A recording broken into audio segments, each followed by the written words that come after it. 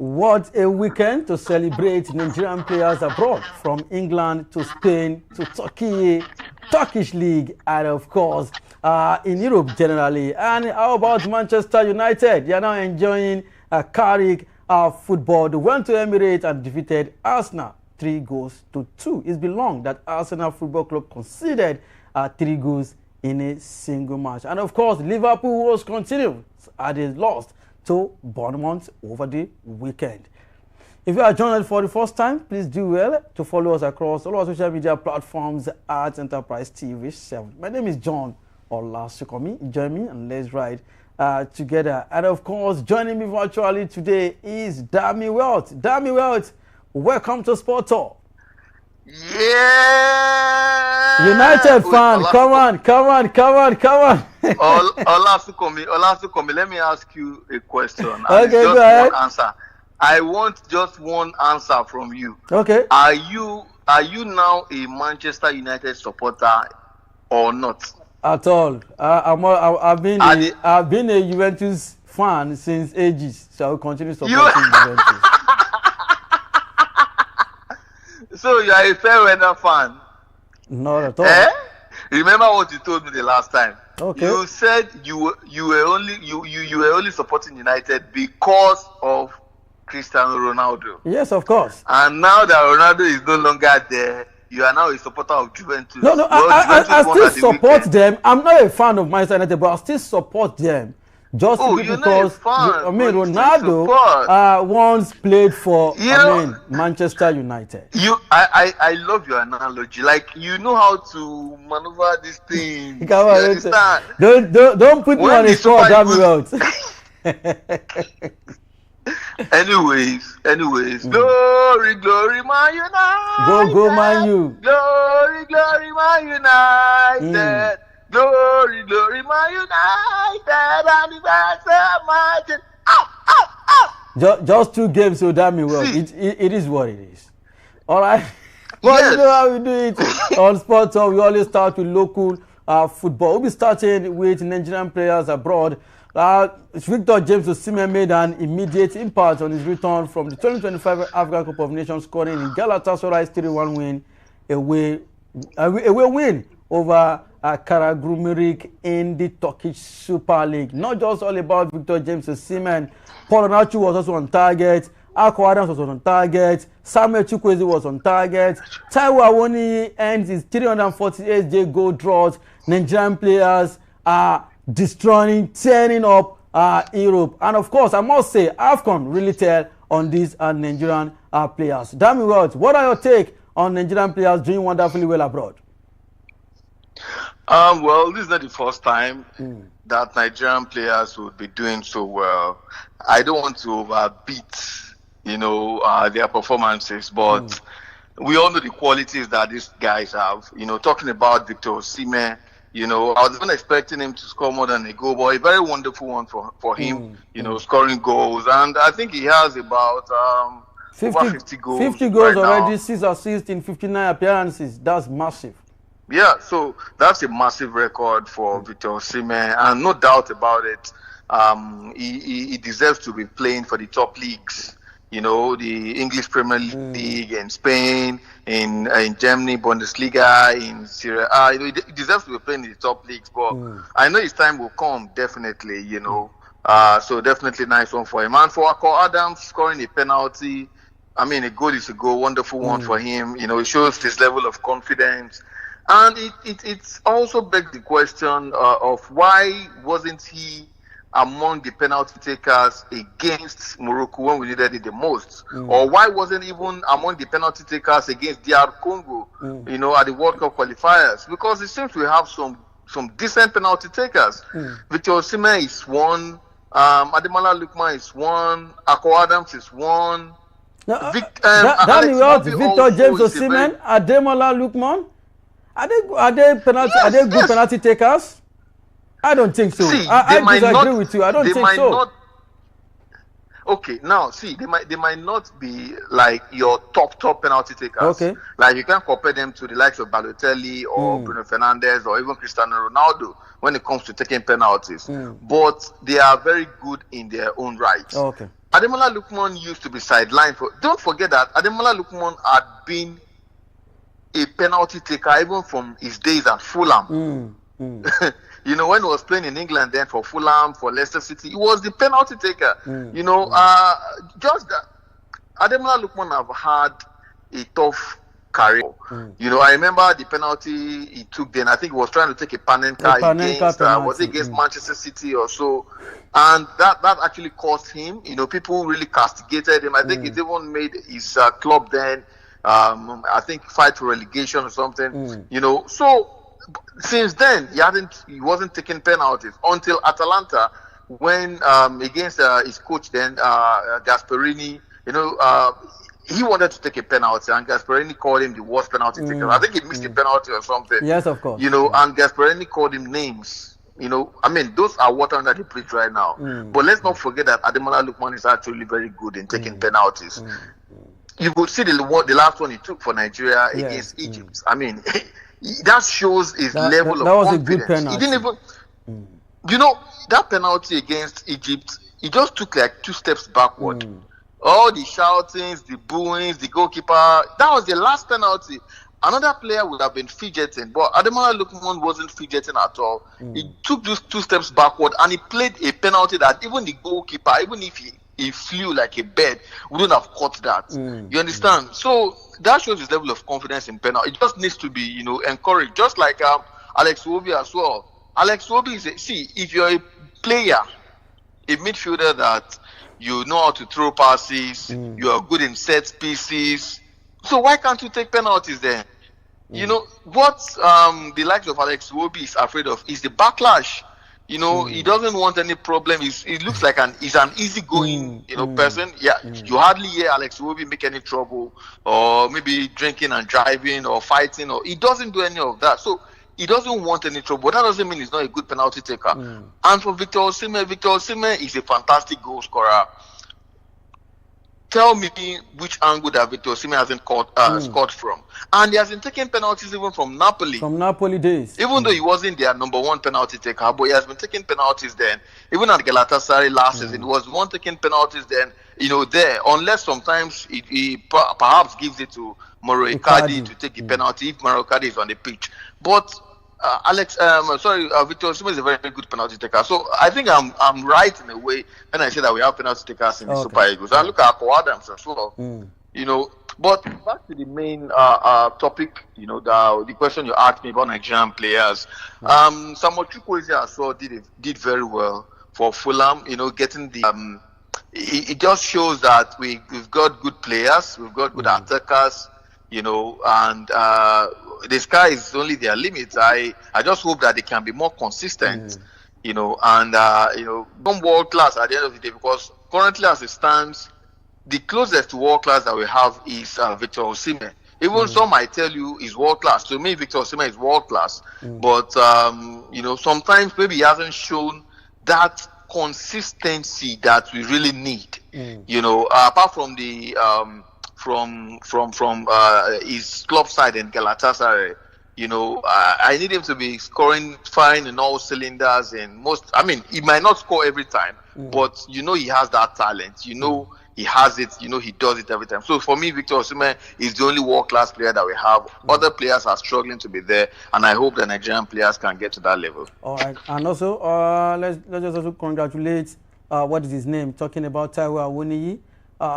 Of course, the last time he scored was 2025, you know, and he's good to be back, you know. I mean, what a fantastic goal from Taiwo Awoniyi as well. I mean, a solo goal from him. If there's any player that has been through hell, I'm talking about the deepest part of hell, it is Taiwo Awoniyi.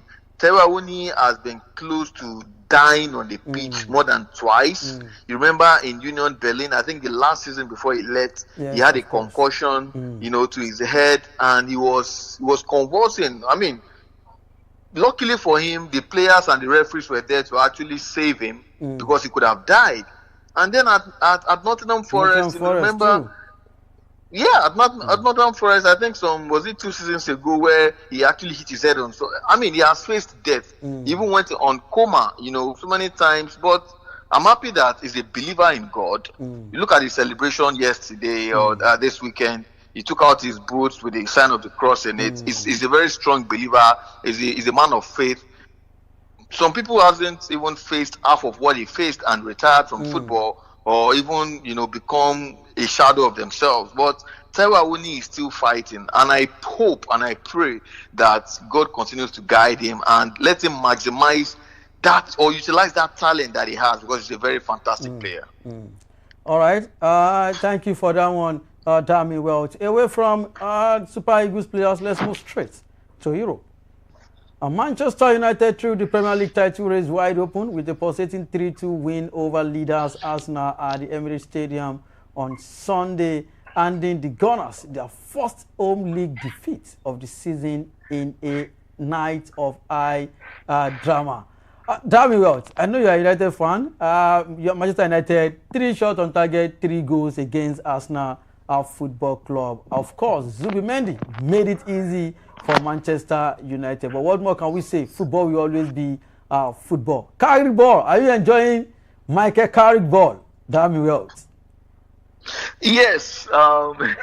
You see, Ruben Amorim, for me, he should have gotten the sack since the beginning of the season. When United lost to Grimsby, I think there should have been no going back from that. He should have gotten the sack. Don't get me wrong. I really respect Ruben Amorim. I love his doggedness, his belief, and everything. But he got it wrong at some point. I made a video and I spoke about Pep Guardiola. Pep Guardiola, before the game against Manchester United, he was asked about his formula for always being at the top, always competing and winning titles and trophies over the years. They were asking him what the formula was. Is it a tactic or whatever? And he said, "There's no formula anywhere. The formula is just to win." And if you look at Pep Guardiola over the years, I know many people want to attribute him to tiki taka, but Pep Guardiola has actually he evolved. Go and look at coaches. They've evolved. Even Ancelotti, even when Ferguson was there, you evolved. Remember when Arsene Wenger was the coach of Arsenal, he failed to evolve and they were stuck in one place. And that is what is still wrong with Arsenal till today. From Arsene Wenger days, because he stopped evolving and he just stuck in his ways. And that was the problem of Amorim. Amorim, yes, he began to get it right at the end. I mean, towards December when, I think United went on a run of form, before the likes of Mbeumo and Co went to have fun. He was changing formation and stuff like that, which we began to see results, but he left it too late. You can't tell me that the Kobe Menu I'm seeing right now and that I've known over the years cannot play alongside Bruno Fernandes. The problem is not Kobe Menu. The problem is your formation, is the tactics. The tactics or the tactics that Amorim wants to use, or let me say the formation, because there are two different things anyways. The formation that he loved to use, 3-4-3, couldn't afford or accommodate Kobe Menu in that midfield, because you need someone that can mark and you need someone that can play the ball. And when it comes to playing the ball and doing everything, Kobe Menu cannot bench Bruno Fernandes. But when you play a 4-2-3-1 like Carrick is playing now, or a 4-2-4, whichever way you want to put it, Kobe Menu will play alongside Casemiro, and Bruno Fernandes will play in his favorite role in the number 10. It is simple mathematics, and this is what we are seeing right now why Carrick is succeeding. Carrick is succeeding because, number one, Arne Slot won the league last season, not because he was a very fantastic manager. I'm not saying he's not a good manager, but he couldn't have just won the league all of a sudden like that. But he's stuck with what's his name? Jurgen Klopp did. He didn't change that game pressing. He didn't change the tactics of that team. Mo Salah playing as a false nine, using Diaz on the wing, wing play and stuff like that. He didn't change it.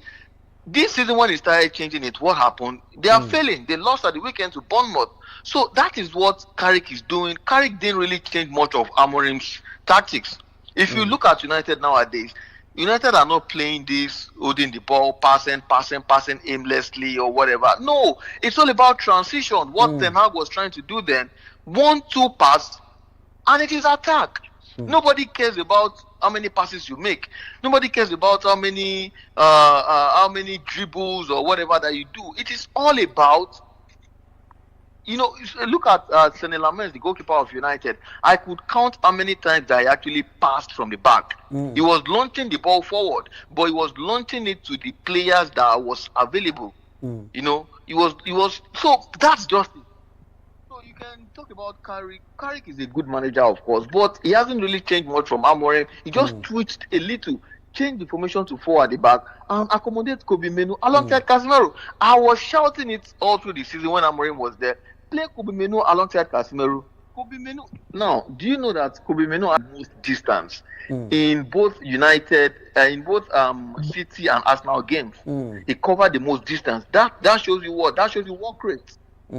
Passing, marking, interceptions, controlling the game. 1-2 passes. He was there all through. And then you have Ahmad and Mbeumo, who are very fast players. Who they will mark you. They will always press you 90 minutes. And Dogu, who is, oh my God, Dogu is just a revelation. I mean, I used to abuse Dogu. I call him all brains and no work. And it is clear. I mean, but now you can see that it's improving when it comes to the brain part. Power, he has it. Pace, he has it. Speed, he has it. But the brain, he wasn't having it. But now he has it. It's beginning to show that he has the brains. So I just want to congratulate United. I mean, at least for these 2 wins. I'm not saying they are winning the league or they are making the top 4 right now, but they have the opportunity to. But very, very fantastic win for them yesterday. Right. I mean, Arteta couldn't. He didn't expect that. The 2 goals that was scored by United, by Dogu and Cunha, those 2 goals, it would have beaten anybody. It would have beaten anybody, any goalkeeper. You wouldn't have expected it. Was it the Cunha zone? That goal that was scored by Cunha was very technical. If you look at it very well, there was Gabriel at his front. And what did he do? He just took about 2 touches to the right and played that shot behind Gabriel. So even Raya wasn't expecting it, because if Raya is a very good goalkeeper, if Raya had seen that shot from afar, he would have actually caught it. But he didn't know that he was even going to take that shot. And there was Gabriel there who was blocking his line, of vision. That was what made that goal going. And Dogu, I think Dogu scored probably the goal of the tournament of the EPL this season. Right. Very, very wonderful one from Manchester United. And I mean, the sky is the limit. Let's see how it goes. All right, and of course, Manchester City also did another clean sheet, all thanks to Gay. And of course, Liverpool will continue to lose to Bournemouth. And of course, in La Liga, Real Madrid, what a fantastic panenka from Kylian Mbappe, even in front of Brahim Diaz. Mbappe, once again, always scoring for Real Madrid. Barcelona defeated Liverpool, and in Syria, Juventus showed class against Napoli. 3-0, all thanks to Yildiz and, of course, Jonathan David. And in Bundesliga, Bayern Munich lost at home 1-2 to Augsburg. It is what it is. That is how much we can take on Sport Talk Enterprise TV 7.